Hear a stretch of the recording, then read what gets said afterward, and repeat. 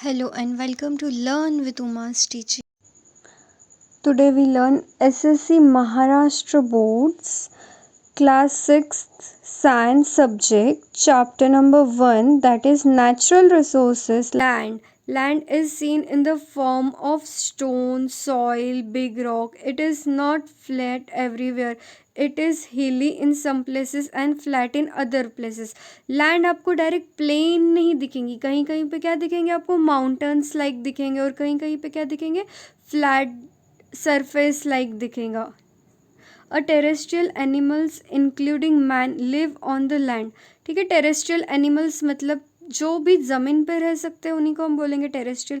So land पे ही रहते हैं. Some terrestrial dig burrows in the ground for shelters. ठीक है, ग्राउंड के अंदर भी डिग करके खड्डा खोद के रह सकते. This means that they use land for fulfilling the needs. ठीक है, लैंड पे हम रह रहे, क्यों रह रहे, हमारी नीड्स को फुलफिल करने के लिए. We also use land for farming and for building house and rocks. Land सिर्फ रहने के लिए नहीं है, हम वहाँ पर क्या कर सकते हैं, खेती कर सकते हैं, हमारा घर बना सकते हैं, रोड्स बना सकते हैं. ये सारी चीज़ें कहाँ पे होती है, वो ओनली एंड ओनली कहाँ पे होती है, लैंड पे ही होती है. We make use of plants and animals in the forest that grow on land.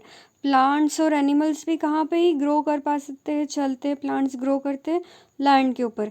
Animals कहाँ पे चलते हैं, और ऑब्वियसली लैंड के ऊपर, फॉरेस्ट के ऊपर. और फॉरेस्ट कहाँ रहता है, लैंड पे रहता है. The crude oil and natural gases obtained from the earth, land, and very important for us.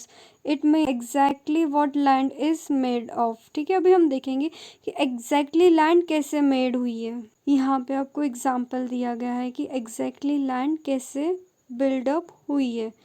ये क्या है, आपकी अर्थ है. कंसिडर करना है कि ये जो लेयर है ना आपकी ऊपर, क्या है, इसके अर्थ है. सो फिर यहाँ पे क्या है, ड्राई लीव्स, सॉइल, उसके बाद में क्या है, sand, small stones, big stones. नीचे नीचे जैसे कि ये टोटल अर्थ तो है, बट अर्थ के इनर साइड में क्या, हमने ऊपर तो देखा क्या क्या रहता है, मेसोस्फीयर, स्ट्रेटोस्फीयर. लैंड के नीचे क्या रहेगा, ड्राई लिव्स, या फिर लैंड के ऊपर पहले ड्राई लिव्स रहेंगी, सॉइल रहेंगी, सैंड रहेंगी, उसके नीचे स्मॉल स्टोन्स, बिग स्टोन्स. ऐसे वे में आपकी लैंड क्या है, फॉर्म है. अर्थ के अंदर क्या है ये बताया गया है यहाँ पे. यहाँ पे आपको दूसरी पिक्चर में दिख रही layer of lands. First layer कौन सी है आपकी, लीव्स वगैरह की. नेक्स्ट कौन सी है, सॉइल की. उसके बाद में भी कौन है, सॉइल है. Layer of soil and some rocks. उसके बाद में थोड़े थोड़े से ऐसे स्टोन्स टाइप दिख रहा है आपको. ये क्या है, आपकी लेयर ऑफ लैंड है. इसको हम इन डिटेल में भी स्टडी करते हैं. The land on the earth also look like this. ये जो फिगर दिख रही है ना आपको, ये सो आपकी अर्थ भी कैसे यही वे में लुक दिखती है आपको. If a pipeline is being land in your neighborhood, observe carefully the pipe dug from this purpose. You will see some layer under the land surface as shown in the figure. ये figure में दिख रहा है. अगर आप land के अंदर pipe insert कर रहे हो, बोरिंग कर रहे हो, बोरवेल कर रहे हो, तो बोरिंग के जो वो पाइप से पहले कैसे जाएंगे, leaves, soil, sand, small stones, big stones को ऐसे ब्रेक करते हुए जाएंगे. If the land has mature soil, the topmost layer is formed by the decomposition of remains of plants and animal. This layer is called humins. ये layer को हम क्या बोलेंगे, humins बोलेंगे. This layer is called as humins. जहाँ पे leaves रहते हैं, एनिमल्स चल पाते हैं, that layer is called as humins.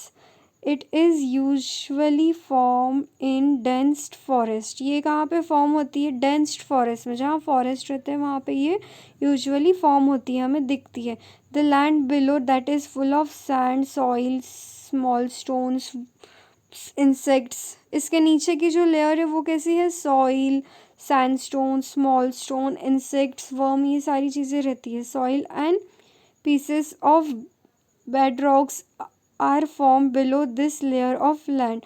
This soil is immersed. Further below this layer, the purpose of soil decreases and that of rock increases.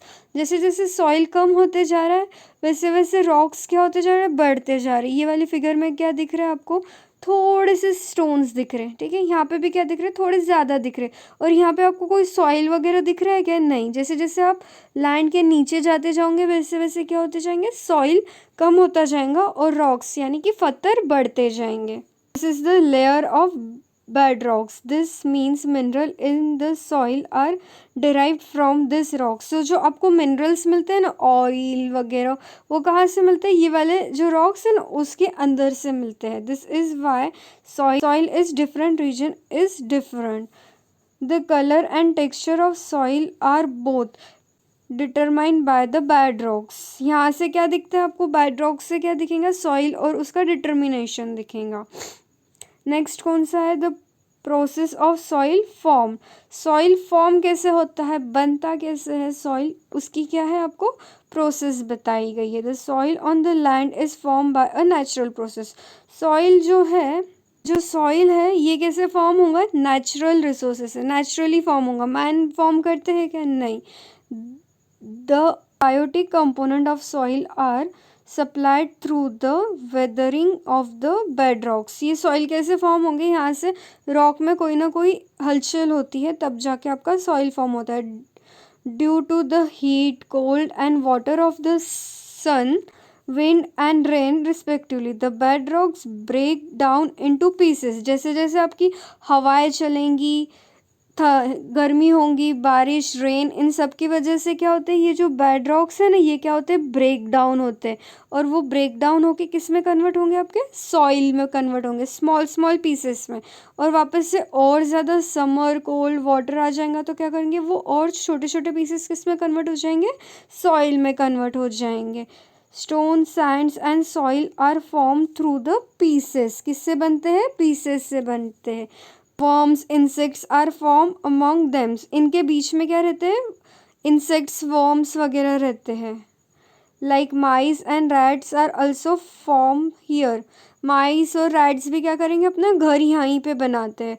The root of tree growing on the land also help wearing off rocks. So जो यहाँ पे आपको दिख रहे हैं ना roots, सो ये भी कैसे रॉक्स क्या करते हैं, उसे होल्ड करके रखते हैं।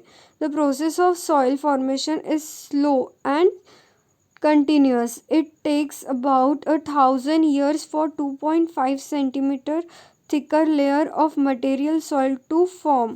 जो आपकी 2.5, आपकी स्केल कितनी रहती है, नॉर्मल स्केल 15 सेंटीमीटर की रहती है, तो उसमें 2.5 सेंटीमीटर की लेयर बनने में थाउजेंड्स ऑफ ईयर लगते हैं। सोचो कितना टाइम लगता है एक लेयर बनाने में, और हम इजीली क्या करते हैं, मट्टी वेस्ट करते जाते हैं। Soil can get destroyed in a short period due to flood, storm and human activities such as mining. Soil कैसे destroy होगा, short period में ही destroy हो जाता है। फ्लड, बाढ़ आती है, भूकंप आता है इसमें, या फिर ह्यूमंस क्या करते हैं, माइनिंग करते हैं, गड्ढा खोदते जाते हैं, तो इससे क्या होगा, सॉइल डिस्ट्रॉय होता है, ख़त्म होते जाता है। That is why it is necessary to conserve soil and to prevent erosion of land. हमें क्या करना चाहिए, सॉइल बचाना चाहिए। अभी फ्लडिंग, स्टॉर्म तो हमारे हाथ में नहीं है, बट ह्यूमन एक्टिविटीज़ हम कंट्रोल कर सकते हैं। The best reminder for this is to increase the green cover of the land. Erosion of land is reduced in if green and bushes get grow in it. ठीक है, अगर आपको soil erosion कम करना है, अगर सॉइल को आपको save करना है, तो क्या करना पड़ेगा, आपको ग्रीनरी करनी पड़ेगी। ग्रीनरी करने के लिए क्या करना पड़ेगा, हमें प्लांट्स ग्रो करने पड़ेंगे बहुत सारा। Obtain specimen of soil from various places in your surroundings such as your own yard, a garden, hill, river banks, fields and rocky grounds. Note the difference in the specimen which respect to color, find textbook. ये सारी क्या है, आपको activity है। ये activity क्या करनी है, आपको परफॉर्म करनी है। कलेक्ट करना है सॉइल, ये मैम आपको स्कूल में करके बताएंगी, या फिर आप ये एक्टिविटी घर पे कर सकते हो। अभी हम ऑनलाइन वे में तो नहीं कर पाएंगे, मैं आपको करके नहीं बता सकती हूँ। अगर हम ऑफलाइन रहते तो डेफिनेटली मैं करके बताती आपको ये activity. Living thing use land, water and air available on earth and so does man. Living thing क्या करते हैं, लैंड यूज़ करेंगे, वाटर यूज़ करेंगे, एयर यूज़ करेंगे, जो भी अवेलेबल रहती है लैंड के ऊपर। However the purpose of this resources that are actually put to use and very small are compose to the whole earth. Look at the following table. अभी हमें क्या करना है, ये जो टेबल गिवन है उसे ऑब्जर्व करना है। क्या करेंगे, observe.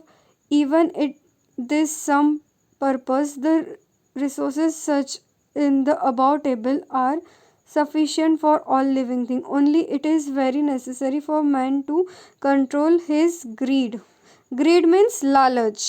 In other words, he must use these resources. ये क्या है, आपको पूरे अर्थ पे आप क्या करते हो, only and only 29% of land use होती है, 0.3% ऑफ वाटर यूज़ करते हो, और ऑक्सीजन कितना है, 21%। ये क्या हो सकता है, बैलेंस्ड रह सकता है। उसके लिए क्या करना पड़ेगा, आपको लालच नहीं करनी पड़ेगी, और इससे क्या करना पड़ा, मेंटेन करना पड़ेगा। लैंड को सेव करने के लिए हमें सॉइल को सेव करना पड़ेगा। सॉइल को सेव करने के लिए क्या करना है हमें, राइट, ग्रीन प्लांट्स ग्रो करने, ग्रीनरी करनी है। वाटर को सेव करने के लिए क्या करना है, हमें पोल्यूशन कम करना है, वाटर पोल्यूशन। ऑक्सीजन सेव करने के लिए ऑक्सीजन का एयर पोल्यूशन कम करना है। अगर आप एयर पोल्यूशन कम करोगे तभी क्या होंगी, हवा सेफ रहेंगी, प्रदूषण फ्री रहेंगी। प्रदूषण मीन्स कि पोल्यूशन फ्री रहेंगी। इसी के साथ ये चैप्टर होता है ख़त्म। आपको क्या समझा, नहीं समझा, मुझे कमेंट्स में बताओ। अगर आपको वीडियो अच्छा लगा है तो लाइक करो और ऐसे ही वीडियोस देखने के लिए हमारे चैनल को सब्सक्राइब करो। Till then, bye bye.